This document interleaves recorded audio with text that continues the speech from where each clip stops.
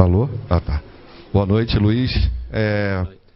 De praxe, né? Análise da partida, uma partida atípica, né? Com 2 expulsões. Queria saber se você pode incluir nessa análise de alguma maneira. Você acha que a sua equipe entrou um pouco mais, o que a gente aqui no Rio de Janeiro chama de pilhado, um pouco mais acima do tom para essa partida? Começar por dizer que acabámos com 9, houve 2 expulsões, mas elas aconteceram, penso, aos 12 minutos e aos 30 e tal minutos. Não é aquelas 2 expulsões, uma a acontecer aos 70 e outra aos 90, não é isso. Condicionou e de que maneira o jogo. Num primeiro momento nós ficámos com 2 linhas de 4 e o Tiquinho na frente. Num segundo momento, quando ajustámos ao intervalo, ajustámos porque sabíamos que tínhamos de controlar a largura que o Vasco ia procurar. Já estávamos a controlar quando iniciámos o jogo, já era a nossa preocupação essa. E maior preocupação ficou quando ficámos mais reduzidos em termos numéricos. Isso nunca faria com que deixássemos de olhar a baliza do Vasco. Sabíamos que íamos passar momentos difíceis, porque não, como disse, é típico o jogo com 10 a partir de 12 minutos, dos 12 minutos de jogo, e depois também é típico fazer uma segunda parte toda com 9. Aliás, era tão importante a largura que acabaram por ser os 2 golos, saíram das larguras, em 2 cruzamentos, um de canto e outro de cruzamento. Portanto, nós sabíamos que o perigo estava muito pelos corredores e o serviço dos corredores. As incidências do jogo foi aquelas que vocês viram. Há várias coisas que aconteceram ao longo do jogo. Agora nós deixamos 3 pontos, mas é a única coisa que deixamos aqui, são os 3 pontos. Há muitas coisas que vão connosco e coisas importantes que vão connosco. Boa noite, Luiz. Boa noite. Qual é o sentimento que o senhor sai daqui depois dessa partida, jogando com 2 a menos depois de todo um tempo? E sei que é uma questão fora de campo, mas acho que é importante perguntar. O clube também já atualizou, mas acho importante, vindo do senhor, falar sobre o que o Felipe Sampaio teve ali em campo. Foi um gesto muito legal, a torcida inteira aplaudindo. Então acho importante dizer isso, porque é uma questão, acho que vai além do futebol. E sobre como que o senhor sai desse jogo, o que o senhor está sentindo depois desse jogo. As emoções geram sempre sentimentos.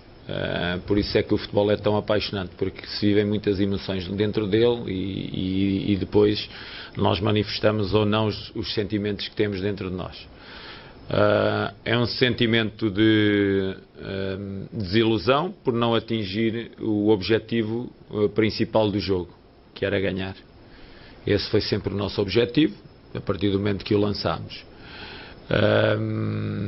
Também desiludido com uma outra situação que aconteceu dentro do jogo, em que as 3 equipas estiveram presentes em momentos maus das 3 equipas. O Sampaio teve uma perda momentânea, segundo eu sei de memória. Está hospitalizado, neste momento sente-se normal, mas vai ficar, sem eu ser médico e sem eu poder desenvolver muitas coisas, e não quero passar qualquer informação errada, daí vou ser o mais curto possível nas minhas palavras. Penso que poderá estar em observação durante as próximas 24 horas, e se for necessário mais tempo, mas é um elemento que nós pensamos recuperar para o grupo muito em breve. Boa noite, professor. Ainda falando a respeito da situação do Felipe Sampaio, né? A gente sabe que é difícil jogar com 2 jogadores a menos, mas eu queria saber se você, assim, eu senti, mas posso ter tido uma impressão errada. O senhor acha também que a equipe do Botafogo ela sentiu um pouco o que aconteceu com o Felipe Sampaio? Os jogadores ficaram assim, abalados emocionalmente, ou só acho que é só impressão minha mesmo?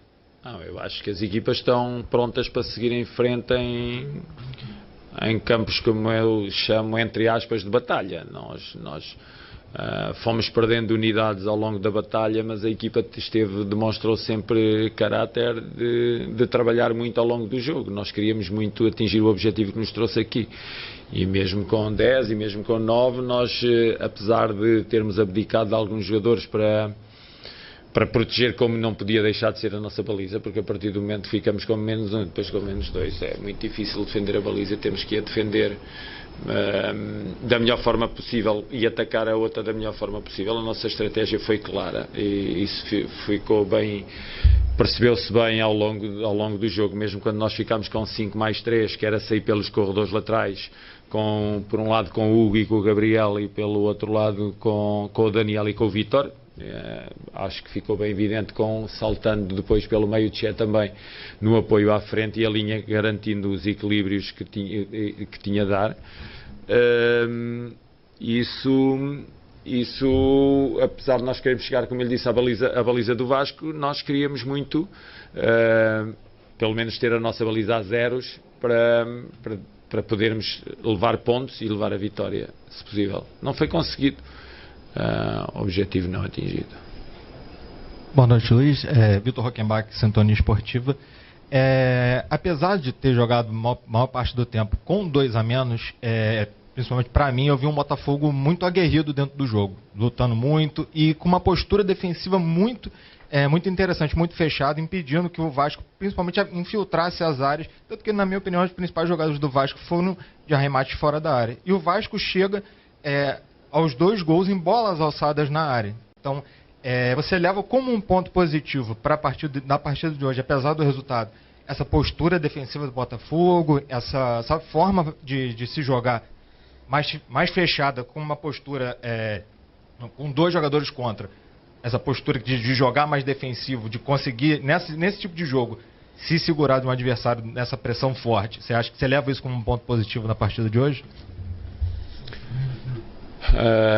A equipa, vocês sabem que, e o jogo foi evidente os primeiros minutos de jogo, que nós queremos ter uma pressão alta sobre o adversário e nós saltámos muito a pressão à frente. A partir do momento que ficamos com menos um jogador e depois com menos 2, essa pressão à frente deixa de ser possível, porque não há como nós vamos pressionar à frente com menos 2 jogadores. Já é difícil pressionar à frente com 11, então com menos 2 torna-se praticamente impossível. Então a nossa zona de pressão tem que mudar e muda para outra zona do terreno de jogo. E abdicamos da pressão sobre a primeira linha de construção deles, do Vasco, e começamos a atuar em cima da segunda linha e da terceira linha, que é aquela que joga em cima da nossa linha defensiva. Foi isso que fizemos. Nós pressionámos. Como eu lhe disse há pouco, nós tínhamos que controlar muito a largura, porque nós sabíamos que era por aí que saía o alimento para o Vasco finalizar. Como eu disse, tanto assim que foi assim que saíram os 2 golos, foi de bola na área para jogo aéreo. E sim, mas dizer que gostei da nossa equipa defensivamente depois de perder 2-0, não consigo dizer, como compreende. Não teria gostado se não sofresse golos.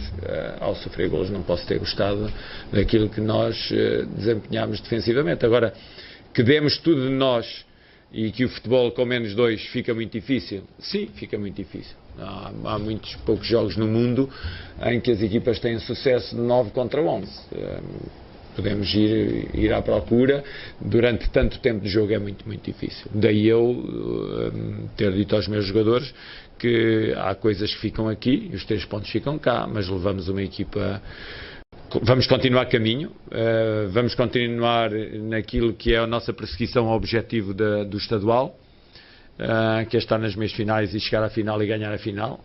Já o dissemos, não vamos abandonar porque perdemos um jogo e vamos seguir trabalhando.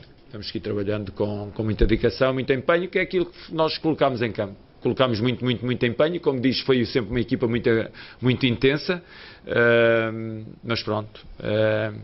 não chega. No futebol temos que ter algo mais, como eu já vos disse várias vezes ao longo das coletivas, nós temos que ainda muito caminho para andar e vamos continuar a ter esse caminho. Boa noite, Luiz Castro, João Garcia do Lance. Obviamente é muito difícil, né, você terminar um primeiro tempo com 2 jogadores expulsos, mas eu gostaria de perguntar o que você tentou passar de incentivo para os jogadores no segundo tempo. Eu gostaria de saber também qual foi a sua estratégia ao tirar o Tiquinho Soares, né, que é o centroavante da equipe, naqueles minutos iniciais. Gostaria que você explicasse como é que foi a sua estratégia no segundo tempo, o que você tentou passar de incentivo para os jogadores, mesmo terminando o primeiro tempo com 2 jogadores expulsos. Eu vou responder à pergunta, mas já falei sobre ela, já falei sobre o tema.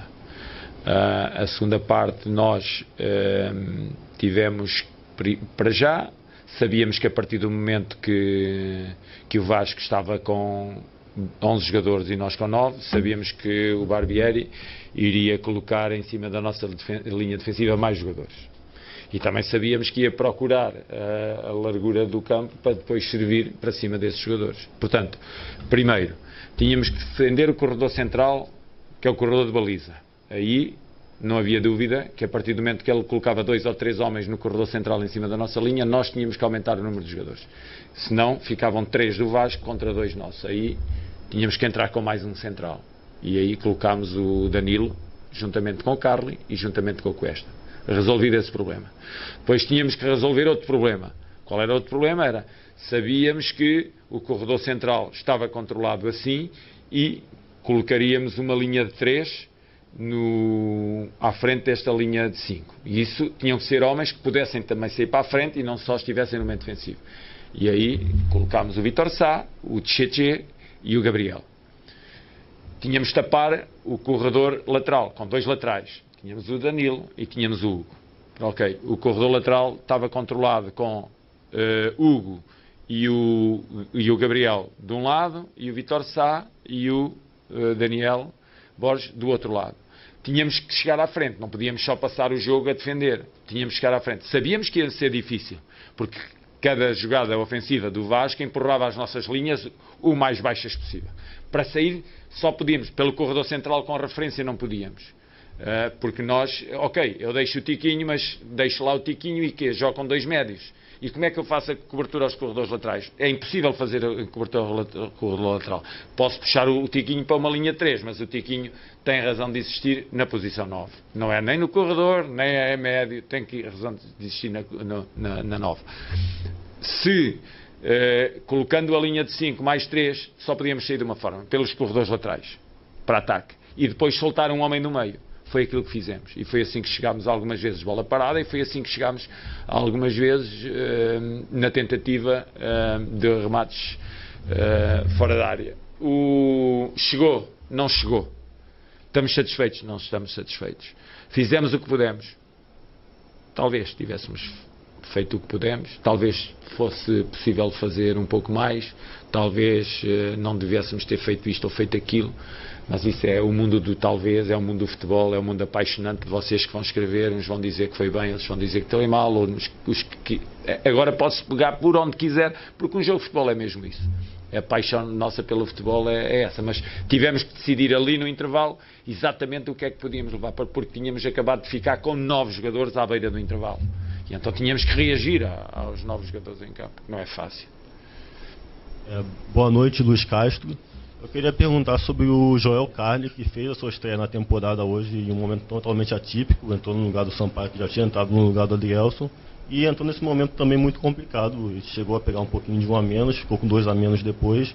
Eu queria que o senhor falasse um pouco sobre a atuação do jogador nessa partida, né? Um jogador experiente, um jogador que tem essa coisa de jogar num momento emocional complicado, e já teve outros momentos assim, então eu queria ouvir um pouquinho de Joel Carli.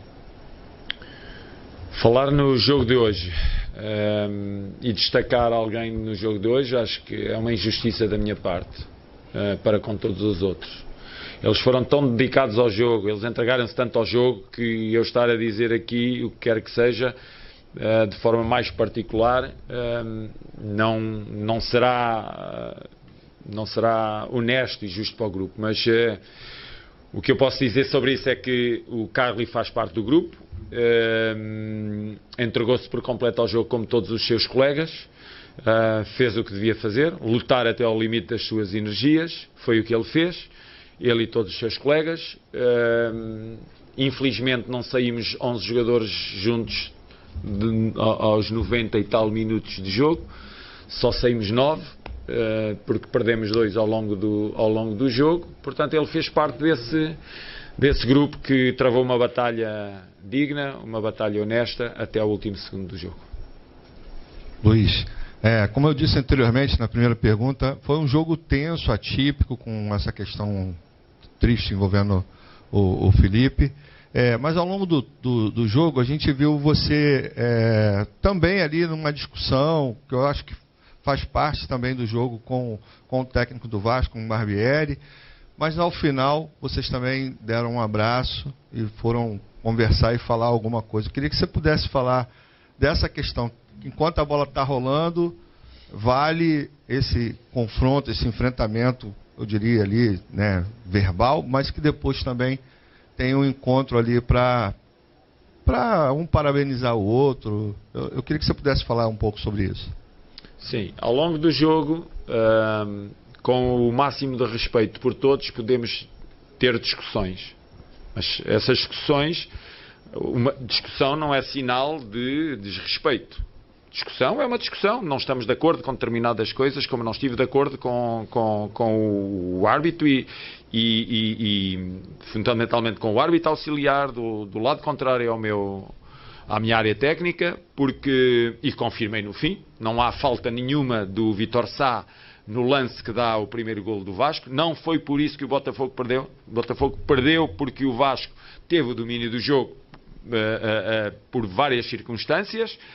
Não interessa estar aqui a falar o porquê, porque não quê, e discuti com a equipa de arbitragem, fundamentalmente com o auxiliar do outro lado, porque marcou uma falta que o árbitro não viu, porque não existiu, e o árbitro só pode ver o que existiu, e não existiu essa falta, e do Vítor Sá, e confirmei nas imagens que não houve falta alguma, e nessa sequência deu um 0. Portanto, aí tive uma pequena discussão com a equipa de arbitragem, assim como tive no fim, porque quando eu falo, eu gosto de olhar nos olhos, e olho nos olhos, e porque não tenho problema com ninguém, mesmo com quem não está de acordo comigo, eu olho sempre nos olhos. E esse elemento não me olhou nos olhos, e eu achei que foi uma falta de respeito por mim, e eu não tenho falta de respeito por ninguém, e exigi o olho no olho, que é assim que eu falo com as pessoas. Não falo, se eu estiver aqui a falar para si, estou a falar para si assim, acho que estou-lhe a faltar ao respeito, tenho que olhar para si. Okay. Com o Barbieri, no momento em que ele estava a pedir para o jogo andar mais, e eu percebi que ele estava a pedir para o jogo andar mais, eu só lhe disse que na situação que eu estava com 9 e estava 0-0 na altura ao jogo, que eu não ia pôr a minha equipa a andar mais rápido, porque estava em clara desvantagem em termos numéricos no jogo. Depois tive uma segunda abordagem, porque entendo que uma equipa, que o respeito tem que ser sempre uma palavra de ordem no futebol. E entendi, naquele momento, que o Vasco a ganhar por 2-0 e com o Botafogo com menos 2 jogadores, que com o Danilo no chão, eu acho que não há necessidade do Vasco avançar sobre a nossa baliza, a jogar contra 8 jogadores, com o resultado em 2-0 e à beira do fim do jogo. Só foi isto que se passou, não se passou mais nada, terminou o jogo, terminou a batalha, seguimos em frente e com o máximo respeito por todos. Foi o que se passou.